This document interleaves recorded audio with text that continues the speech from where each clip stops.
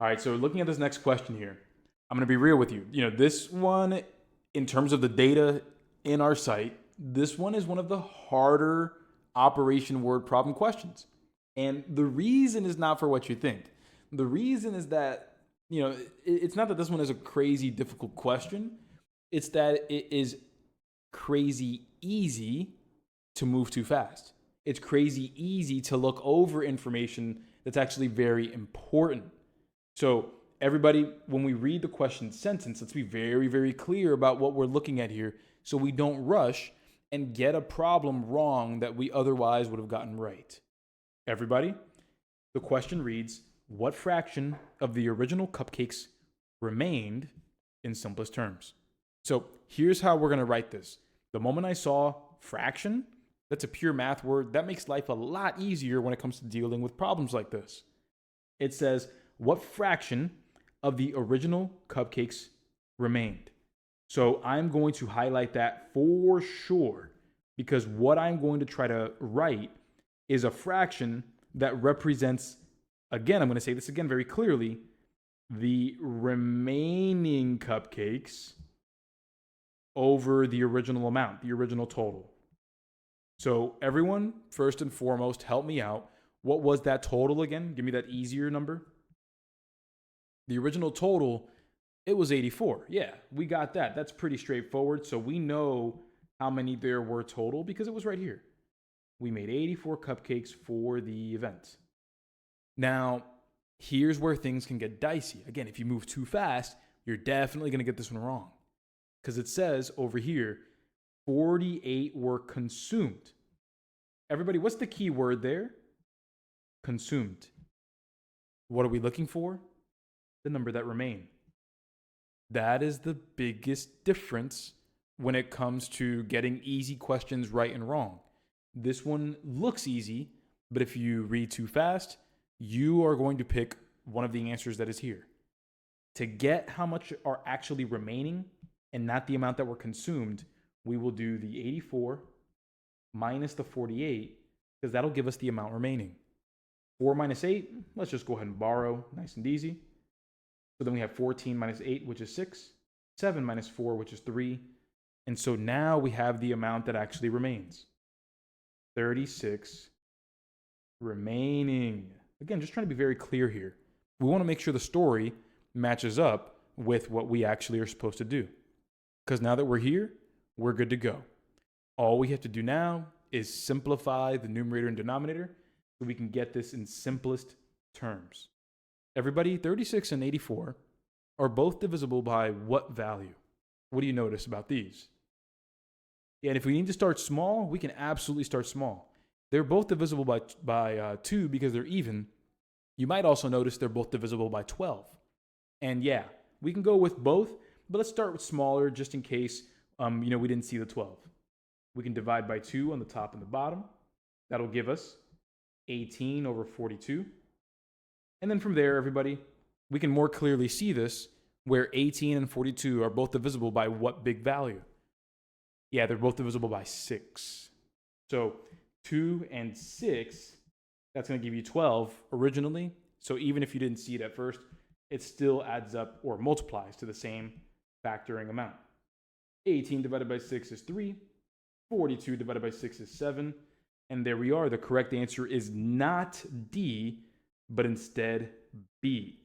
3 over 7. Next problem up.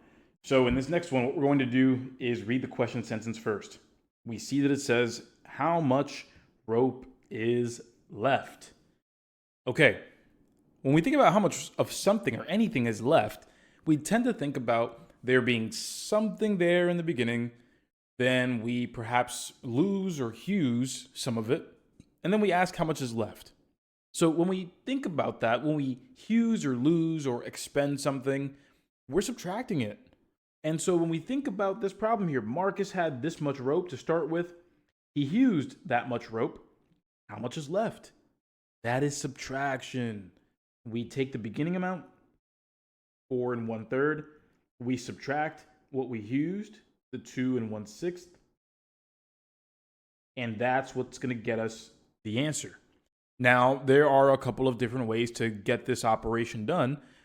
And the thing is, people who don't have all of the experience that's needed might actually end up turning this into an improper fraction, turning this into an improper fraction, and then getting the same denominators, then subtracting, and then turning that final answer back into a mixed number. Everyone, can you agree that that sounds like a lot of work? Can we all agree on that? Yeah, that's more work than I would ever hope to do in one single problem.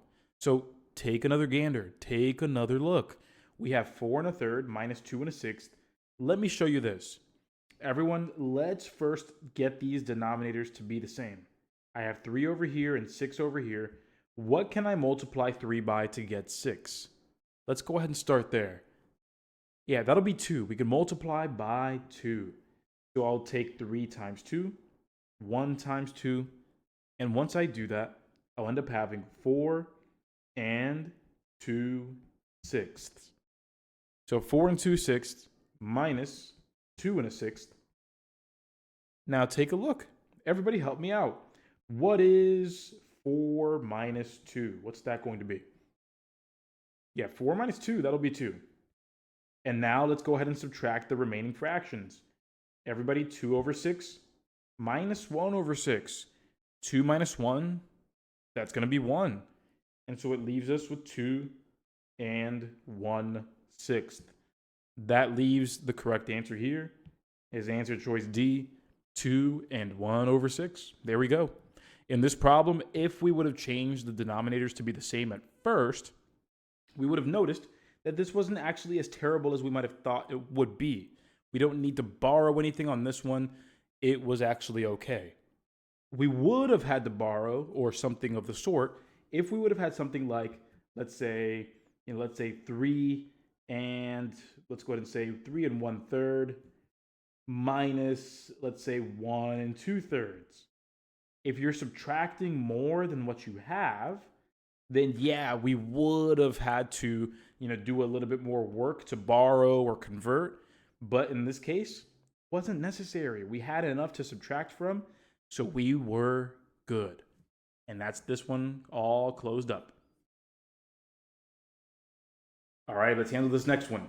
So beginning with the question sentence, I can see that it says how many cups of sugar were used in total. So when we think about the word total, I know a lot of us tend to think of, summing everything up, which typically leads to addition. Not always, sometimes we multiply to get the total, but in this problem, we will be able to add. Because when we check things out, it says a stand used 1/4 cup of sugar in the morning and 3/8 of a cup in the afternoon. How many cups of sugar were used in total? We'll be adding those two values. Never mind that they're fractions, because we'll take care of them with their own rules, but we have to know what operations we're being told to use. It just so happens that we're dealing with fractions, 1/4 plus 3/8, but we're good, we're fine. So here we go, 1/4 plus 3/8. When we think about this, we can't add these together yet because, well, we don't have the same denominator. Luckily, even though we don't have the same denominator, we can get the same denominator. I can see here that 4 can go into 8. 4 can go into 8, and when I ask myself, what number do I multiply 4 by to get to 8, that'll end up being what? 2. Exactly. So we'll multiply by 2 here in the denominator and in the numerator, and once we do that, we end up having 2 over 8 plus 3 over 8, and once we add these two values together, my friends, we end up getting 5 over 8. Not over 16. We don't add the denominators. We keep it the same. And there we are. Our final answer here is 5/8, otherwise stated as answer choice D.